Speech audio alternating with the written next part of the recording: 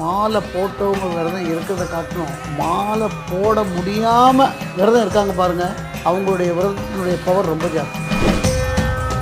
கருடன் வந்த பிறகு தான் அந்த கூட்டமே ஆர்ப்பரிக்கும், லட்சோபலட்ச மக்களும் வணங்குவாங்க. அந்த கருடன் வழிபாடுன்றது பெருமாளே தன்னுடைய மகனுக்கு செய்யக்கூடிய ஒரு மரியாதை. மலையேற போகும்போது, படியேற போகும்போது அவங்களுடைய மனசில் இருக்கக்கூடிய பரிசுத்தங்கள் எவ்வளவு மனசு சுத்தமானது அப்படின்றது யாராலுமே சொல்ல முடியாது. எப்பேற்பட்ட ஒரு மனிதனும் அந்த படியை தொடும்போது ஒரு சாமி பார்த்துட்டு கண்ணு தண்ணி அந்த ஒன்று செகண்ட் தான் வேண்டினேன், பொண்ணு கல்யாணம் நடக்கணும்.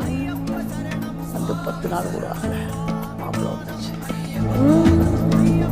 ஐயப்பன் யார் முழுமையாக நம்புகிறாங்களோ அவங்களுக்கு எது இருந்தாலும் இல்லைனாலும்